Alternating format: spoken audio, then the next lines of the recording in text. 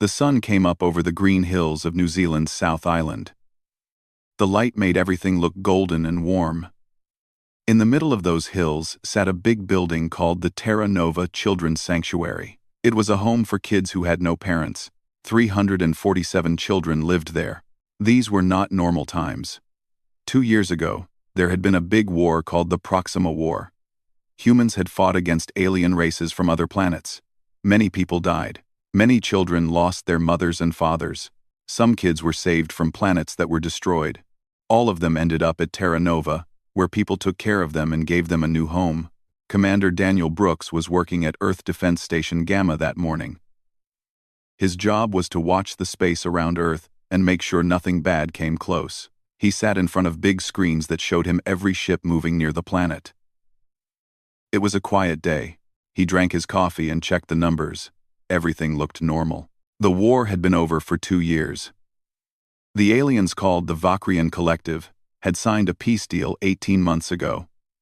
Everyone said things were getting better. Ships were trading goods again. Alien ambassadors talked to human leaders. People were starting to trust each other. Or at least, that is what everyone thought. Down at the sanctuary, a woman named Katie Morrison walked through the garden with some children. She was 32 years old and had worked there for 5 years. She loved these kids like they were her own. The children followed her, laughing and playing. The garden had flowers and trees. There was a small pond with fish in it. The kids liked to watch the fish swim. A little girl named Emma walked next to Katie. She was only 6 years old. Her parents had died when their colony was attacked. Her older brother had survived and joined the military. He was serving on a space station far away. Emma missed him every day. "Miss Katie," Emma said, pulling on Katie's shirt. Katie bent down so she could look at Emma's face. She smiled and pushed Emma's hair back from her eyes. "Soon, honey. He is working hard to keep all of us safe. He will visit when he can." Emma nodded but looked sad. Katie hugged her. "How about we go feed the fish? Would you like that?" Emma's face lit up. "Yes, please." Other children ran around the yard. Some were playing a game with a ball. Others were drawing pictures with colored chalk on the ground. 2 boys were climbing a tree while a staff member watched to make sure they stayed safe. Everyone was happy. No one knew what was about to happen. High above the Earth, 3 Vakrian ships moved through space. They were military ships, big and powerful. Their weapons were charged and ready. Their computers had locked onto a target on Earth's surface. The target was the Terra Nova Children's Sanctuary. Inside the lead ship, the Vakrian captain looked at his screens. He had his orders. His leaders had told him to strike this target, to send a message to the humans. He did not question it. He just followed his orders like a good soldier. "All systems ready," one of his crew members said.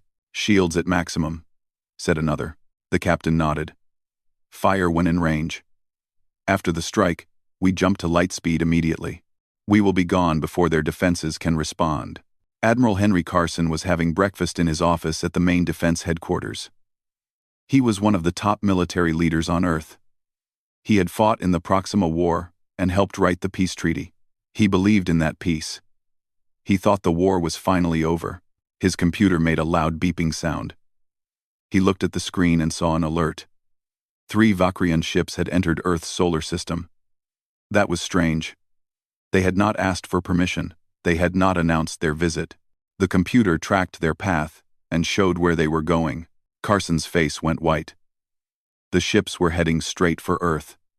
Their weapons were hot. Their path would take them right over New Zealand. He grabbed his phone and called the Vakrian embassy. "Get me the ambassador now. This is an emergency." At the same time, he pressed another button. "All defense platforms. This is Admiral Carson. We have hostile ships approaching Earth. Scramble all fighters. Power up all weapons. Move to intercept." People started running through the defense headquarters. Alarms went off. Pilots ran to their ships. Weapon systems came online all over Earth's orbit. But the Vakrian ships were fast. They had planned this attack carefully. They knew exactly where Earth's defenses were. They had calculated the timing perfectly. Katie was reading a story to a group of younger kids in the main hall.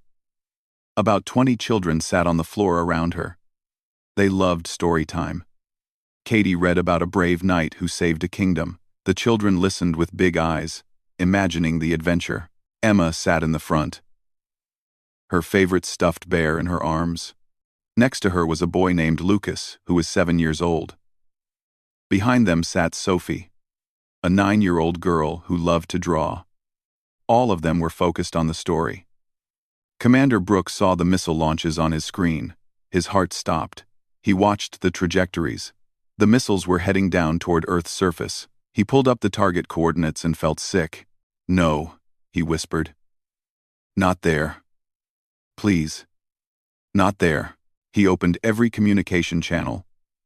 All units! All units! Incoming strike on Terra Nova. Medical teams. Prepare for emergency deployment." Someone stop those missiles. Earth's defense systems fired back. Lasers and missiles shot up from the ground and from orbital platforms. Some of the Vacrian missiles exploded in the air. But not all of them. 3 missiles got through the defense screen. They fell toward New Zealand like burning stars. Katie heard a strange sound. It was like a whistle, getting louder and louder. She looked up from her book. The children looked at her, confused.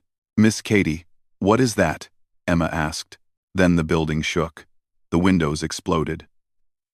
The world became fire and noise and dust.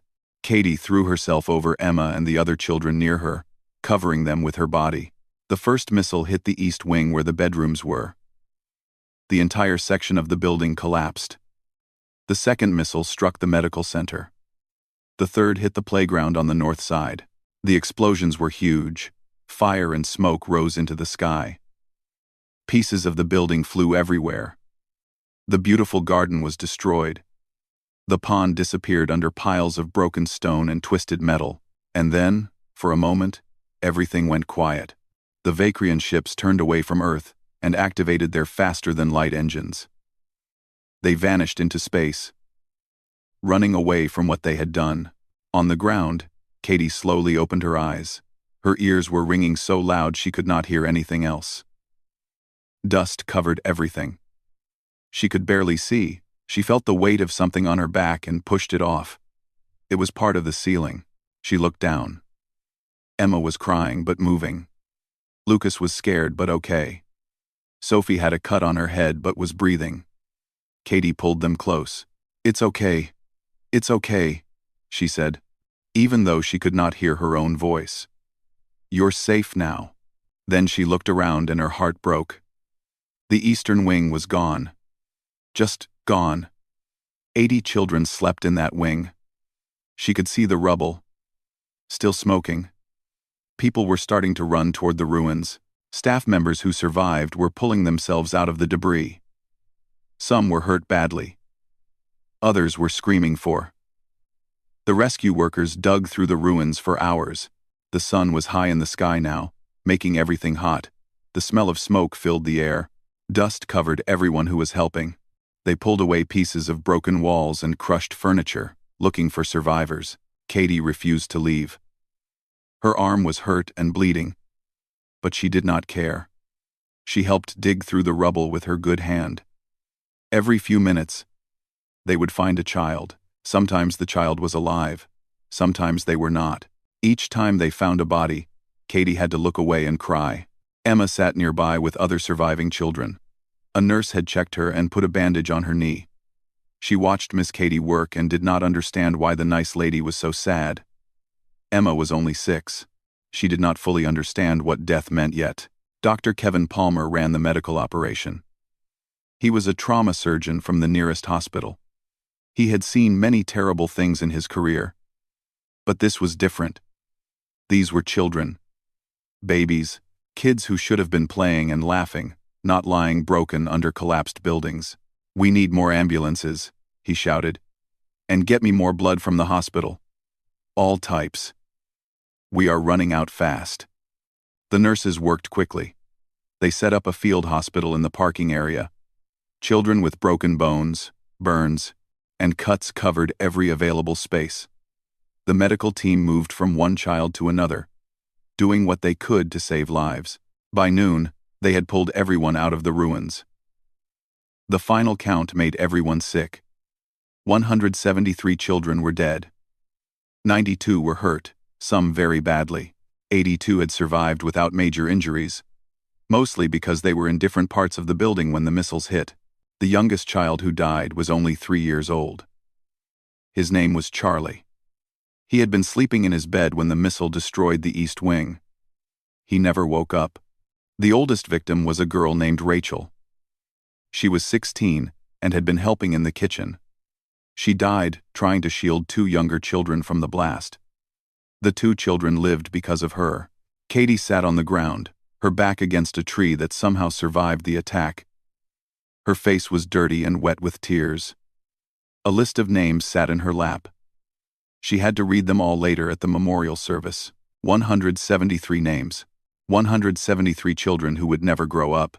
A reporter from Earth News Network approached her carefully. His name was Greg Hughes. He had covered the war and seen many battles. But even he looked shaken by what he saw here. "Miss Morrison," he said softly, "can you tell us what happened?" Katie looked up at him with red eyes. "They bombed us. We were reading stories. The children were playing. And then the missiles came. Why would anyone bomb children? What did these kids ever do to anyone?" Her voice broke and she could not talk anymore. Greg turned off his camera. He sat down next to her and just stayed quiet. Sometimes there were no words. The news spread across Earth within an hour. Every television showed the images from New Zealand. Every website posted pictures of the destroyed building. The whole planet stopped and stared in horror. People in cities and farms and space stations all watched the same terrible scene. Then the news went beyond Earth. Colony planets received the broadcasts.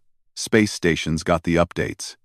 Human ships traveling between stars heard what happened, and everywhere humans were, the reaction was the same: shock, horror, and then, rising like a wave, pure rage. The Vakrian embassy on Earth tried to leave. Ambassador Zekthor appeared on television and said this was not approved by his government. He said it was rogue military officers acting without orders. He said his people wanted peace. Nobody believed him. Within hours, protesters surrounded the embassy. Earth police had to form a line to keep the angry crowd from breaking in. People threw rocks and bottles. They shouted for justice. Some cried. Others just stood there, holding pictures of the children who died. President Victoria Lane sat in her office at the United Earth Government headquarters. She was 54 years old and had led humanity for 6 years. She had worked hard for peace after the Proxima War. She believed in diplomacy and talking instead of fighting. But now, looking at the pictures from New Zealand, something changed inside her. Her hands shook with anger. Her assistant, a young man named Chris Murphy, had never seen her like this. "The Vakrian government has sent a message," Chris said quietly. "They claim this was unauthorized. They are offering to pay reparations and punish those responsible." Victoria looked at him. Her eyes were cold and hard. "Tell them we reject their offer. Tell them there will be no negotiations. We are past talking now." "Ma'am, the Galactic Council is calling for restraint," Chris said. "They want us to pursue diplomatic solutions." "The Galactic Council can go to hell," Victoria said. She stood up and walked to the window.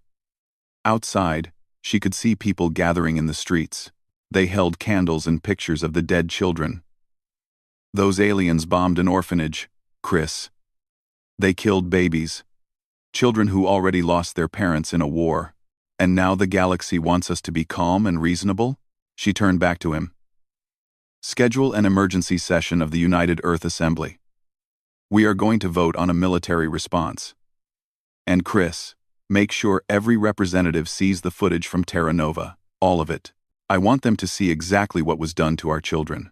The assembly met that night. Every representative from every human colony and Earth nation came together. President Lane stood at the front and spoke. Her voice was steady but filled with emotion. "Today, the Vakrian Collective attacked a children's home. They fired missiles at orphans, kids who had no weapons, who posed no threat, who were simply trying to heal from a war they did not start. 173 of them are dead now. She showed the images on the big screen behind her. Pictures of the destroyed building. Photos of the children who died. Video of the rescue workers pulling small bodies from the rubble. Many representatives began to cry. Some had to look away. Others stared at the screen with faces full of rage. The Vakrians claim this was a mistake, Victoria continued. They say it was unauthorized. But I do not care about their excuses. I do not care about their apologies. Those children are still dead. Their blood is still on Vakrian hands. She paused and looked at each representative. I am calling for a vote. A vote to authorize military action against the Vakrian collective. Not a small response. Not a limited strike. I am calling for full military deployment. I am calling for us to show the galaxy what happens when you harm our children. The vote took less than 5 minutes. Every single representative voted yes. Not one person voted no. Not one person abstained. Humanity had decided there would be war. Admiral Henry Carson got the orders at midnight. He was authorized to use the entire Earth Defense Fleet. Every ship, every weapon, every soldier. Colony militias were volunteering by the thousands. Retired soldiers were requesting to return to service. Everyone wanted to be part of what came next. Carson called his senior officers to a meeting. Among them was Commander Daniel Brooks, from Defense Station Gamma. Brooks had requested transfer to a combat ship. His request was approved immediately. Gentlemen and ladies, Carson said, looking at the faces around the table. We are going to the Vakrian home system. We are going to destroy their military capability completely. We are going to make sure they never, ever attack humans again. One of the officers raised a hand. Sir, what about the Galactic Council? They will try to stop us. Carson's face was hard. Let them try. We are done asking permission. We are done following their rules. The Vakrians wanted to see what humanity does when pushed too far. We are going to show them. Commander Brooks received command of a destroyer called the Lance. It was a fast ship with powerful weapons. His crew reported for duty the next morning. Every single one of them had seen the news from Terra Nova. Every single one knew what they were fighting for. Lieutenant Jake Patterson was Brooks' second in command. He was 28 years old and had a younger sister who was 10. When he saw the pictures of the dead children, he thought about her and felt sick. Sir, Jake said to Brooks, the crew is ready. We all want to do this. We all want justice for those kids. Brooks nodded. Then let's make sure we get it. Check all weapon systems. I want everything working perfectly. When we reach Vakrian space, I do not want any mistakes. Back in New Zealand, Katie stood in front of the memorial that workers had built in one day. It was a simple thing. Just a wall with names carved into it. But it held all 173 names, all the children who died. Emma stood next to her, holding Katie's hand. The little girl finally understood. The human fleet grew larger every day. Ships arrived from Mars, from the asteroid colonies, from the outer stations. They gathered near Earth's moon, waiting for the final orders. 247 warships in total. It was the biggest military force humanity had ever put together. Admiral Carson stood on the bridge of his flagship, the Retribution. It was a massive battleship, with enough weapons to destroy a small moon. He watched the screens as more ships arrived and took their positions in the formation. Each ship represented humanity's anger. Each ship carried people who wanted justice for the dead children. Commander Lisa Grant worked as Carson's tactical officer. She was 35 years old and had served in the Proxima War. She was good at her job, calm under pressure, and loyal. But even she felt different this time. This was not like the war before. This was personal. Admiral, the last of the colony ships has arrived, she reported. The fleet is complete. All captains are requesting permission to proceed. Carson nodded slowly. Send the message. All ships prepare for jump to light speed. Destination: Vakrian home system. Expected travel time: 3 weeks. The order went out across all communication channels. In every ship, crews prepared for the long journey. Engineers checked the engines. Weapons officers tested their systems. Medical bays stocked up on supplies. Everyone knew what was coming. Everyone was ready. On the destroyer Lance, Commander Brooks walked through his ship, inspecting everything. The Lance was smaller than the battleships but faster and more agile. It could strike quickly and move away before the enemy could respond. That was exactly what Brooks wanted. He wanted to hurt the Vakrians as much as possible. Lieutenant Jake Patterson met him in the engine room. "Sir, all systems are green. The engines are running perfectly. We are ready to jump whenever you give the word." Brooks looked at the young officer. "How is the crew doing? Anyone having second thoughts?" Jake shook his head. "No, sir. Everyone is focused. We all saw what happened. My sister is 10 years old. When I think about those kids in New Zealand, I think about her. What if someone bombed her school? What if someone killed her while she was just playing? Then you would want revenge," Brooks said quietly. "Yes, sir. I would want them destroyed." Brooks put a hand on Jake's shoulder. "That is what we are going to do. We are going to destroy them so completely that no one ever thinks about attacking human children again."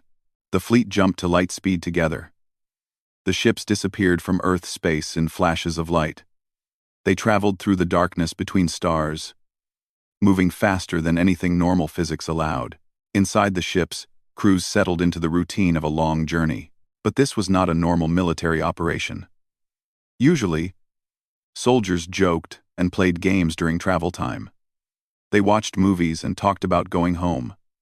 This time, the ships were quiet.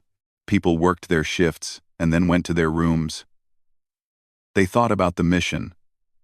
They thought about the children. On Earth, Katie Morrison returned to work at the sanctuary. The building was being rebuilt. Construction crews worked day and night to repair the damage. The government had promised to make it bigger and stronger than before. They wanted to show that humanity would not be scared away from helping children. Emma and the other surviving kids stayed at a temporary shelter nearby. Katie visited them every day. She read them stories and played games with them. She tried to help them feel safe again. But at night, many of the children had bad dreams. They remembered the explosions and the fire. Some of them would carry those memories for the rest of their lives. One afternoon, Katie met with a reporter named Sarah Wells. Sarah worked for Earth News and had been covering the story since the attack. She wanted to do an interview with Katie about the memorial service that was planned for next week. "How are you holding up?" Sarah asked as they sat in Katie's office. Katie looked tired. She had not slept well in days. "I am doing my job. The kids need me to be strong, so I am strong. But inside, I am broken. Those children trusted us to keep them safe.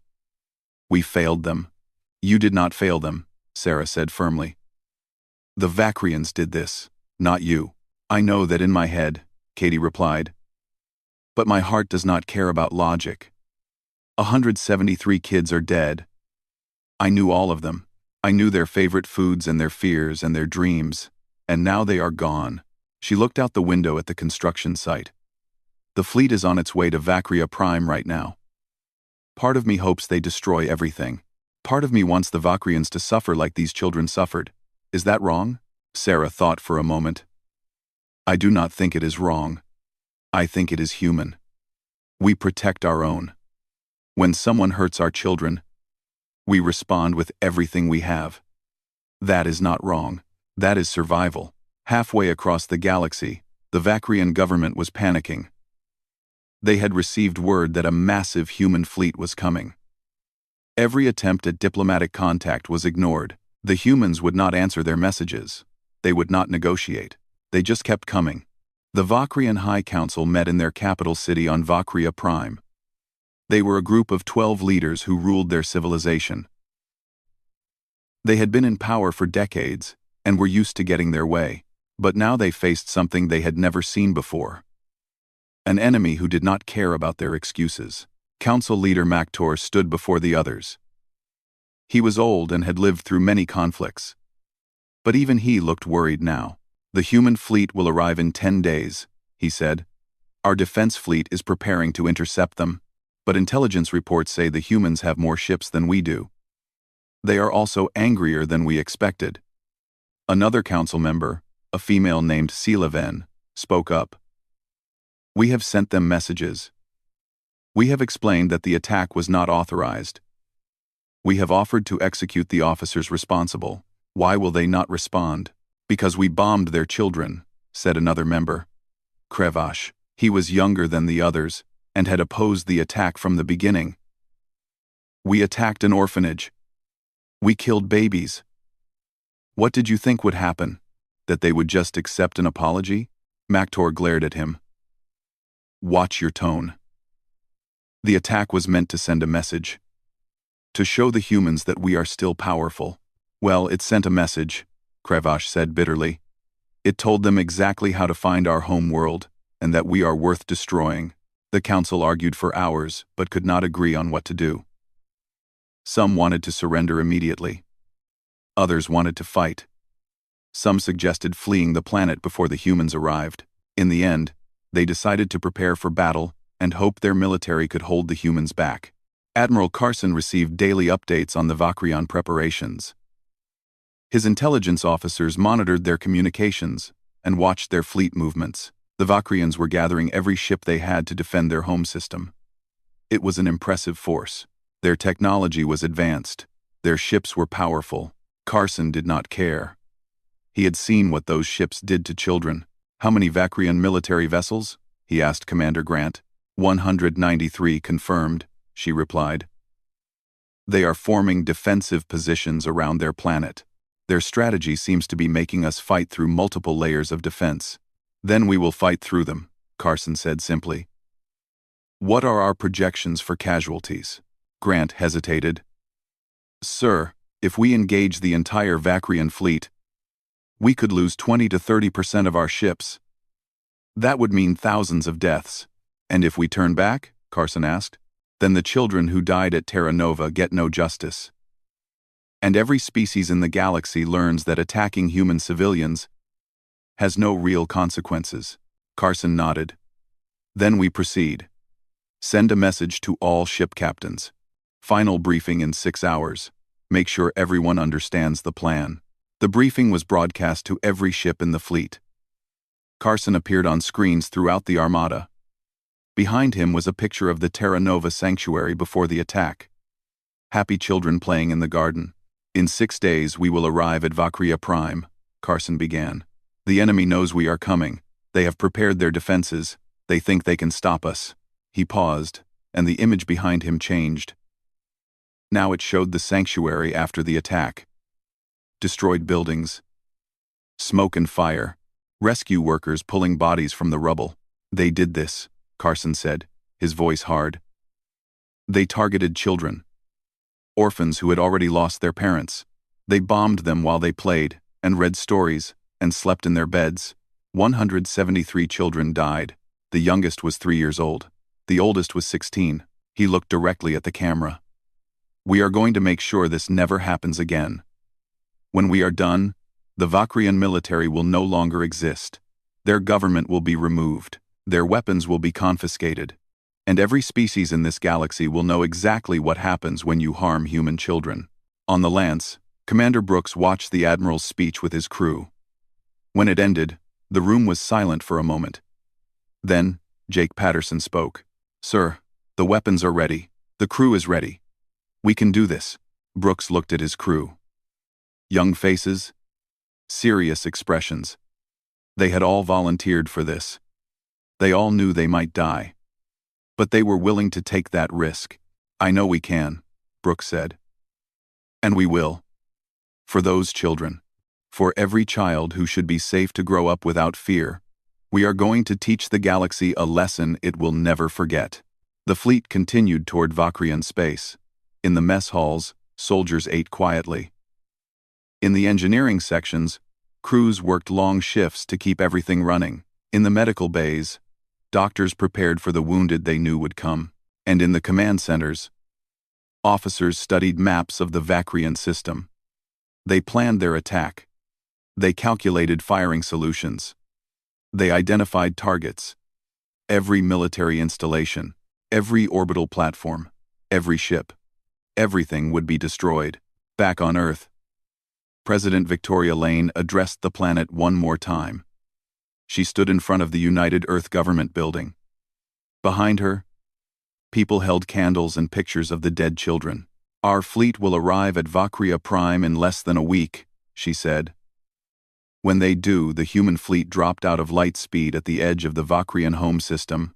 247 warships appeared in space all at once, their weapons already powering up. Ahead of them, the Vakrian homeworld glowed blue and green against the darkness of space.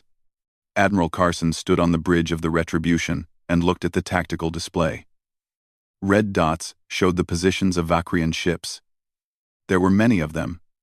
Just as intelligence had reported, they were arranged in defensive layers around their planet. "All ships, battle formation," Carson ordered. "Shields to maximum. Charge all weapons." Throughout the fleet, crews moved to their positions. Gun crews loaded missiles and torpedoes. Pilots climbed into fighters and bombers. Medical teams prepared their operating rooms. Everyone knew this would be bloody. Everyone was ready. The Vakrians detected the human fleet immediately. Alarms went off across their home world. Their defense fleet activated all systems and moved into position. On the surface of Vakria Prime, millions of civilians looked up at the sky with fear. They had never seen such a large enemy force. Vakrian Admiral Zeknor commanded the defense fleet from his flagship. He was an experienced military leader who had won many battles, but looking at the size of the human armada, he felt something he rarely experienced: doubt. "Send a message to the human fleet," he ordered. "Tell them we wish to negotiate. Tell them we are prepared to surrender the officers responsible for the Terra Nova attack." The message was sent on all frequencies. It reached the Retribution within seconds. An officer looked at Admiral Carson. "Sir, the Vakrians are hailing us. They want to talk. They are offering to surrender the officers who bombed the sanctuary." Carson's face showed no emotion. "Open a channel. All frequencies. I want everyone to hear this." The communication officer pressed buttons on his console. "Channel open, sir. They can hear you." Carson spoke clearly and slowly. "This is Admiral Henry Carson of the United Earth Defense Fleet. You attacked a children's home. You killed 173 orphans. You bombed babies while they slept. There will be no negotiations. There will be no surrender. There will be no mercy." He paused and looked at the tactical display showing all the Vakrian ships. "We came here with one purpose: to make sure you never attack human children again. To make sure every species in this galaxy understands what happens when you cross that line. You wanted to send us a message. Now we are sending you one. It is written in fire." He cut the transmission and turned to his weapons officer. "All ships, open fire." The human fleet unleashed everything at once. Missiles streaked across space like angry hornets. Energy beams lanced out from every ship. Torpedoes accelerated toward their targets. The darkness of space lit up with weapons fire. The Vakrian defense fleet tried to respond. Their ships were powerful and well-armed. They fired back with their own weapons. Space between the two fleets became a deadly zone of explosions and energy blasts. The first Vakrian ship to die was a cruiser on the outer defense line. It took 3 missiles and an energy beam directly to its main reactor. The ship exploded in a ball of fire that could be seen from the planet's surface. Commander Brooks piloted the Lance toward the enemy formation. His ship was fast and agile, perfect for hit-and-run attacks. He targeted a Vakrian destroyer that was firing on a human battleship.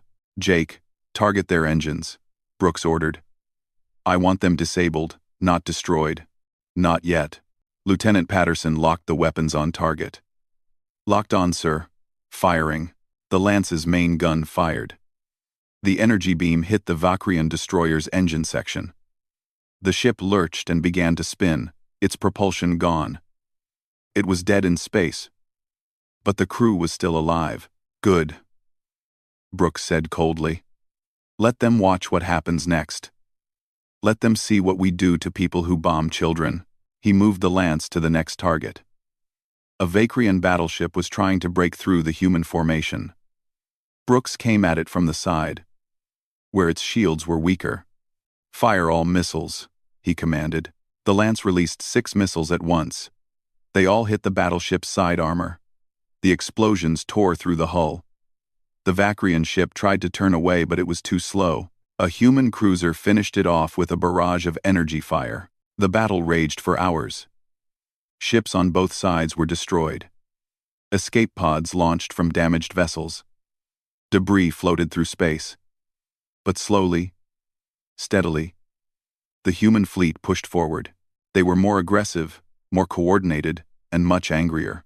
On the Retribution, Commander Grant monitored the battle. "Sir, we have lost 18 ships so far. The Vakrians have lost 63. Their outer defense line is collapsing." "Keep pressing," Carson ordered. "Do not give them time to regroup. I want every military vessel destroyed." A Vakrian battleship tried to ram the Retribution in a desperate suicide attack. Carson saw it coming on his tactical display. "Evasive maneuvers," he said calmly. "Then hit them with everything we have." The massive Retribution turned with surprising grace for such a large ship. The Vakrian battleship missed by a few hundred meters. As it passed, every gun on the Retribution fired at once. The enemy ship was torn apart by the concentrated fire. It broke into 3 pieces that tumbled away into space. On the surface of Vakria Prime, the civilian population watched in horror. They could see the battle from the ground. Flashes of light marked ship deaths.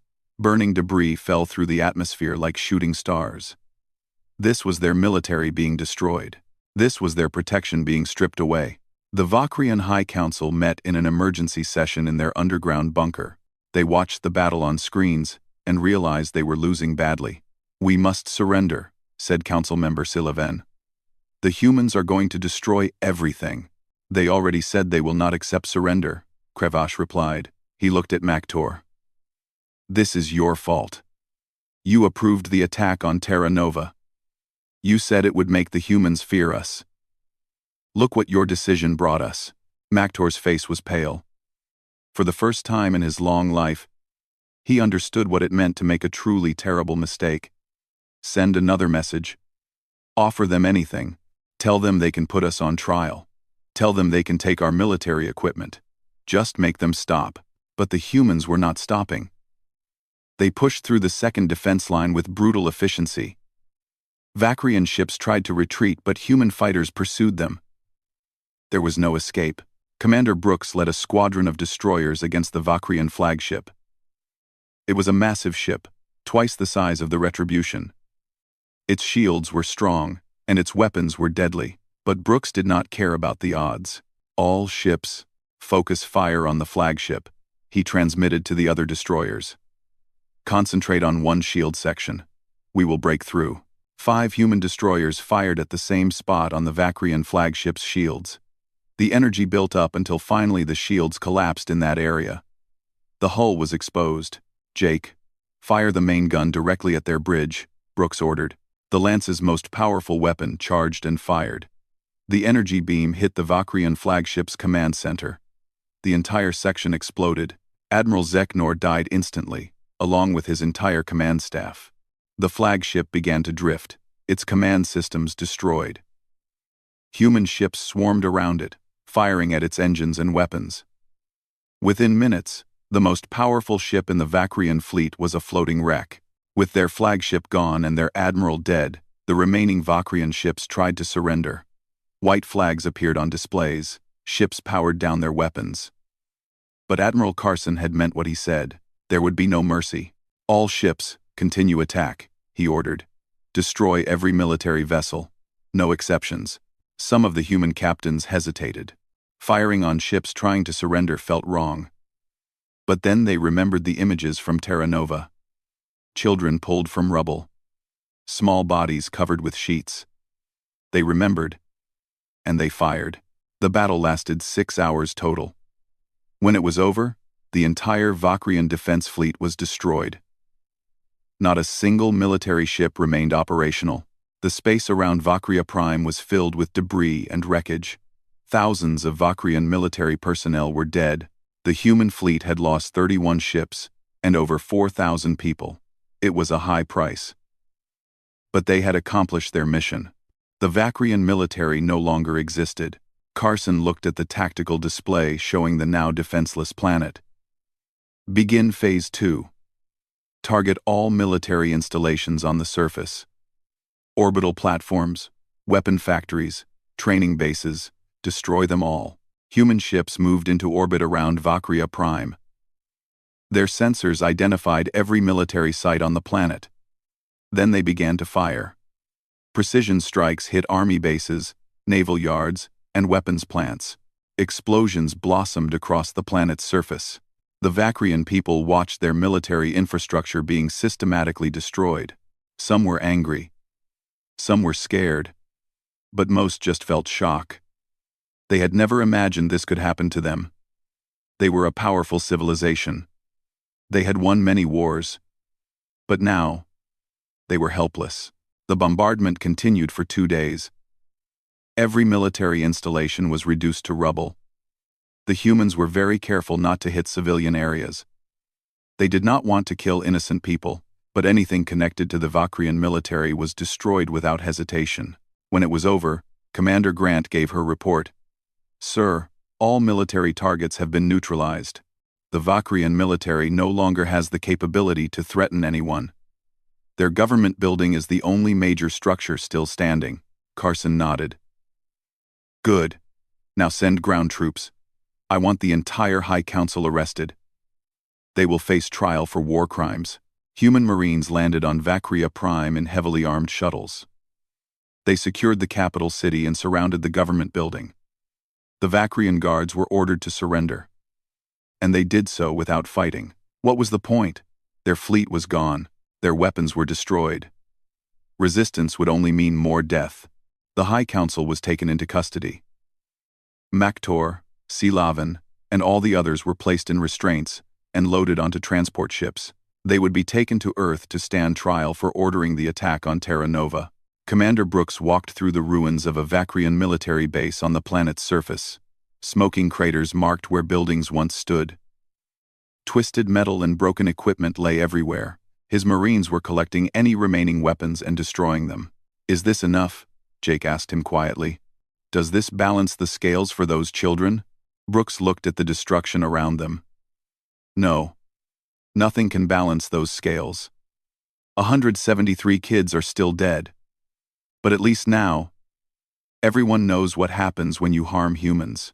Maybe it will save children in the future." "Do you think it was worth it, sir? All the people we lost in the battle?" Brooks thought about the question for a long time. "Ask me in 10 years. If no one attacks human civilians again, then yes, it was worth it. If this happens again, then we failed, and all this death meant nothing." The human occupation of Vakria Prime lasted 3 months. During that time, Marines and peacekeepers maintained order in the cities. Engineers helped repair damage to civilian infrastructure. Medical teams treated wounded civilians. But the military presence was clear. Humanity was in charge now. And that would not change until justice was done. The captured Vakrian High Council members were transported to Earth in secure prison ships. They were held in a facility built specifically for war crimes trials. The building sat just outside Geneva, where the United Earth Government headquarters was located. Maktor sat in his cell and thought about his decisions. He was old and had lived a long life. He had ruled his people for decades. He had thought he was smart and powerful. Now he was a prisoner waiting for trial. His civilization was broken. His military was destroyed. And it was all because he approved one attack on one building. The trial began 2 months after the occupation started. It was broadcast across the galaxy. Every major news network covered it.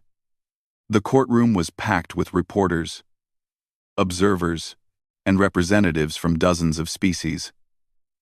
The Galactic Council sent observers but did not participate. They were too busy condemning Earth's military response. Judge Patricia Coleman presided over the trial. She was 60 years old and had been a judge for 30 years. She was known for being fair but strict. She looked at the Vakrian defendants with no expression. "You are charged with ordering the attack on the Terra Nova Children's Sanctuary," she said. You are charged with the murder of 173 children. You are charged with crimes against humanity. How do you plead? Maktor stood up. His translator device converted his words into English. We plead not guilty. The attack was carried out by rogue military officers without our approval. That is a lie, said a voice from the back of the courtroom. Everyone turned. A Vakrian military officer in restraints stood up. His name was Captain Felnar. He was one of the 3 ship captains who had fired the missiles at Terra Nova. He had been captured when his ship tried to flee after the attack. I have evidence, Felnar said. I have recordings of the orders we received. The High Council approved the attack. They chose the target. They told us to strike the orphanage to demoralize the humans. End quote. The courtroom erupted in noise. Judge Coleman banged her gavel. Order! Captain, you will present your evidence. Felnar provided communication logs, command orders, and recorded meetings. Everything proved that the High Council had not only approved the attack, but had specifically chosen an orphanage as the target. They wanted to hurt humanity as much as possible. They wanted to send a message. The evidence was overwhelming. Maktor's face went gray as the recordings played. There was no denying it now. He and his council had ordered the death of children. The galaxy watched and listened in horror. Katie Morrison was called to testify. She flew to Geneva and walked into the courtroom wearing a simple black dress. She looked at the Vakrian defendants with eyes full of pain and anger. The prosecutor, a man named William Drake, asked her to describe the day of the attack. Katie spoke clearly, though her voice shook with emotion. We were having a normal day. The children were playing and learning. Some were reading. Some were in the garden. They were happy. They felt safe. She paused. Then the missiles came. The building collapsed. I pulled children from the rubble. Some were alive. Many were not. I held dead babies in my arms. 3-year-olds who had their whole lives ahead of them. She looked directly at Maktor. You did that. You decided that murdering children was acceptable. You decided that orphans who had already lost everything should die. I hope you remember their faces for the rest of your life, however short that may be. The courtroom was silent when she finished. Even the Galactic Council observers looked uncomfortable. This was not just about military strategy or political messages anymore. This was about real children who died real deaths. Emma was there too, sitting in the gallery with other surviving children. She held Katie's hand tightly. She did not fully understand everything happening in the trial, but she understood that the bad people were being punished. The trial lasted 3 weeks. Witness after witness testified. Evidence was presented. The defense lawyers tried their best. But there was no defending what the Vakrian Council had done. Finally, Judge Coleman delivered the verdict. The court finds all defendants guilty of war crimes, crimes against humanity, and the murder of 173 children. The sentence is as follows. She looked at each council member. For the 3 ship captains who fired the missiles, execution by firing squad, to be carried out within 1 week. The captains showed no reaction. They had known this was coming. For the High Council members who ordered the attack, life imprisonment without possibility of parole. You will spend the rest of your lives thinking about what you did. Maktor finally showed emotion. He slumped in his chair, suddenly looking very old and very tired. His life was over. His legacy would be the murder of children. Additionally, Judge Coleman continued, the Vakrian Collective will pay reparations to the families of every child who died. They will provide funding to rebuild the Terra Nova Sanctuary, and they will issue a formal apology to humanity and every orphan affected by this attack. The executions were carried out 6 days later at a military base. The 3 ship captains were given a chance to speak before they died. 2 of them said nothing. The third, Captain Felnar, spoke briefly. I followed orders, he said. I thought I was doing my duty. I was wrong. Those children deserve to live. I deserve to die for what I did. I hope my death brings some measure of peace to their families. Then the firing squad did their job. The captains died quickly. Their bodies were sent back to Vakria Prime for burial. The galaxy's reaction to all of this was complicated. Some species praised Earth for seeking justice through a trial, instead of just executing everyone immediately. Others condemned the death penalty as barbaric. Still others argued that Earth's military response was far worse than the original crime. President Victoria Lane addressed these criticisms in a speech to the Galactic Council. She traveled to the Council headquarters on the neutral station, Alpha Point. The Council chamber was full of representatives from every major civilization. "You call us barbaric," Victoria said, standing at the podium. "You say our response was excessive. You claim we violated the rules of civilized warfare." She paused and looked around the room. "But where were you when our children were being bombed? Where was the Galactic Council when orphans were being murdered?" No one answered. "You did nothing," Victoria continued. "You would have asked us to file a complaint, to go through diplomatic channels, to accept an apology and some money. You would have told us to move on and forget about it." Her voice grew harder. "Well, we will never forget. We will never accept that the murder of children is just another diplomatic incident to be managed." A council representative from the Kelvin Federation stood up. "But you destroyed an entire civilization's military. You killed thousands of people. Surely that is not proportional to the death of 173 children." Victoria turned to face him. "You are right. It is not proportional. No punishment could ever equal the lives of those children. But it sends a message. A message that says human children are off limits. That says attacking our civilians will result in overwhelming retaliation. That says we will protect our own no matter what it costs." 80. She looked around the chamber again. "I came here today to tell you something important. Earth wants peace. We want to cooperate and trade and build relationships with every species in this galaxy. But we will never, ever, let an attack on our children go unanswered. That is not a threat. That is a promise." The speech was broadcast across human space. In cities and colonies and stations, people watched and nodded in agreement. Their president had stood up for them. She had defended humanity's actions. She had told the galaxy that humans would not be victims anymore. Back on Earth, the Terra Nova Sanctuary reopened 6 months after the attack. The new building was larger and had better security. Defense systems protected it from the sky.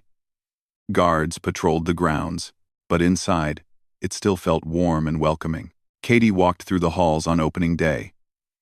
The walls were decorated with drawings made by the children. Pictures of flowers and animals and spaceships covered every surface. It looked like a home should look. Emma ran up to her, excited. "Miss Katie, look at my new room. I have a window and everything." Katie smiled and let Emma pull her along to see the room. It was bright and cheerful, with posters on the walls and toys on the shelves. Emma's brother had sent her a stuffed animal from his ship. It sat on her bed, a reminder that he was out there, protecting people. "Do you like it here?" Katie asked. Emma nodded. "Yes. It feels safe. The bad people cannot hurt us anymore." "Right? Right," Katie said firmly. "The bad people are in jail, and our fleet is watching the sky. You are safe here, Emma. I promise." New children arrived at the sanctuary over the following months. Some were orphans from other conflicts. Some had lost their parents to accidents or illness. All of them needed a home, and Terra Nova provided that home. The memorial garden was completed a year after the attack. It sat on the exact spot where the East Wing had been destroyed. 173 trees grew there now, arranged in a peaceful grove. Each tree had a small plaque with a child's name and their age. Every year on the anniversary of the attack, people came from all over Earth to visit the garden. They brought flowers and toys. They read the names. They remembered. Commander Brooks came to the memorial on the first anniversary. He had left the military after the Vacrian campaign. He could not continue serving after what he had done and seen. Now he taught history at a university, trying to help students understand why wars happened and how to prevent them. He stood in front of the tree marked Lucas Martin, age 7, and placed a small toy spaceship at its base. Lucas had wanted to be a pilot when he grew up. Now he would never get that chance. Katie found Brooks in the garden. She recognized him from news reports about the battle. "Thank you for coming," she said quietly. Brooks looked at her. "I had to. I need to remember why we did what we did. Otherwise, it was all just violence and death with no meaning." "It had meaning," Katie said. "The galaxy learned a lesson. In the past year, attacks on human civilians have dropped to zero. Other species are more careful around us now. Those children died for that. Does that make it worth it?" Brooks asked. Katie thought about the question. She looked at the trees swaying gently in the breeze. "I do not know. But their deaths were not in vain. That is all I can say for certain." They stood in silence for a while, two people forever connected by tragedy and its aftermath. Across the galaxy, the impact of the HFY War, as it came to be called, continued to spread. The HFY collective struggled to rebuild without any military. They became a minor power, dependent on others for protection. Their civilization survived, but barely. Other species took note. Treaties with humanity were honored more carefully. Trade agreements were followed to the letter. Diplomatic incidents were resolved quickly and fairly. No one wanted to risk provoking the humans into another military response. The Galactic Council eventually accepted Earth's explanation and rationale for their actions. They added a new law to the Galactic Code. Attacks on civilian children of any species would be considered an act of war deserving maximum response. It was called the Terra Nova Resolution. President Lane signed the resolution during a ceremony on Alpha Point. Representatives from over 100 species were present. As she signed, she thought about the children who died and the price of justice. Emma grew up at Terra Nova. She studied hard and made friends. She had nightmares sometimes about the attack, but they became less frequent as years passed. When she turned 18, she joined the Earth Defense Fleet, wanting to protect other children, like people had protected her. Katie continued running the sanctuary until she was old. She cared for thousands of children over the decades. She never forgot the 173 who died. But she honored them by saving many more. And in every human colony, on every station, in every ship, a memorial stood with 173 names and 3 words that became humanity's promise to itself and warning to the galaxy: never again, no mercy. The attack on Terra Nova changed humanity forever. It hardened them. It showed them that peace was fragile and that protecting the innocent required strength. But it also showed them something else: that they were capable of standing together when it mattered most. The galaxy learned that day that humans were not weak. They were not pushovers. They were parents protecting their children. And there is no force in the universe more dangerous than that. Years later, historians would debate whether humanity's response was justified. Some said it was necessary. Others called it excessive. But everyone agreed on one fundamental truth.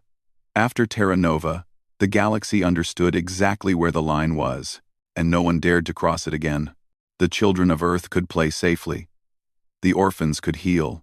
And humanity could look to the stars knowing that their young were protected by the strongest shield of all.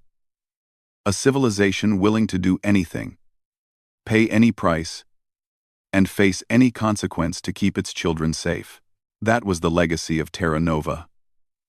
That was the lesson written in fire across the HFY homeworld. That was the promise humanity made and kept. Never again would their children die unavenged. Never again would attackers find mercy. The galaxy had been warned, and the galaxy had learned. Above the planet, Admiral Carson prepared his final message.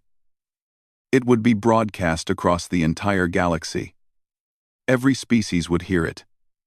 Every government would receive it. He stood in front of cameras on the Retribution's bridge. Behind him, the windows showed Vacria Prime. Its cities still intact, but its military completely destroyed.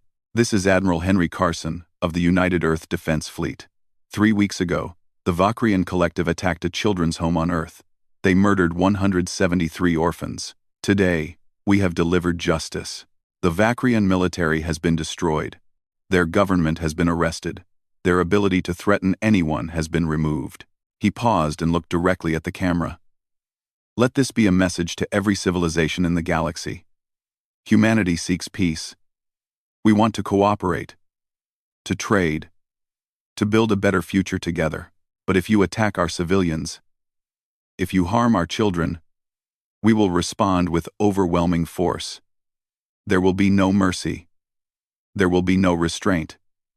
We will protect our own at any cost." The message ended, and the transmission was sent to every corner of known space. Within hours, it had been received by hundreds of species across dozens of star systems. The response was mixed. Some called humanity barbaric and cruel. Others nodded in understanding. But everyone agreed on one thing: do not attack human children. Ever. We will send a message that echoes across the galaxy. A message that says humanity values peace.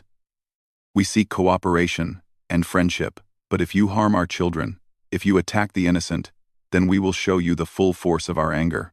She looked at the camera. To every species watching this broadcast, we do not want war. We want to build and trade and explore together, but we will protect our own, always, without exception, without mercy. The memorial service for the children was held the next day. Thousands of people attended. The ceremony was broadcast across all human space. Katie read every name. All 173. Her voice never broke, though tears ran down her face. When she finished, Emma and the other surviving children released balloons into the sky. One balloon for each child who died. They floated up into the clouds, carried by the wind, and far away, getting closer every day, the human fleet prepared to make sure those deaths were not in vain. Oohed that her friends were gone. She understood they were not coming back. "Miss Katie," Emma said quietly, "are the bad people going to be punished?" Katie looked down at her and squeezed her hand. "Yes, honey, they are going to be punished. The whole fleet is going to make sure of it." "Good," Emma said. She looked at the wall of names. "My friends should not have died." "No," Katie agreed. "They should not have. And humanity is going to make sure the people who did this regret it forever." Above Earth, ships began to gather. Destroyers, cruisers, battleships, and carriers. They came from every colony. They came from every defense station. The largest human fleet in history was forming. And it had one purpose: revenge, help. Katie stood up, still holding Emma. She stumbled toward the remains of the East Wing. She had to find the other children.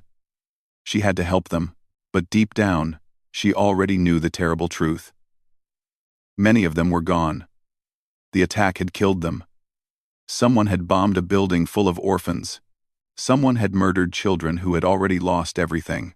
The rescue teams arrived minutes later. Police cars, ambulances, and fire trucks surrounded the sanctuary. Helicopters landed in the fields nearby. Doctors and nurses ran toward the smoking ruins. Commander Brooks watched it all from his station in space. He watched the thermal cameras show the heat signatures of the fires. He watched the rescue workers pull small bodies from the wreckage. Some children were still alive, trapped and crying. Others would never cry again. He put his head in his hands and wept.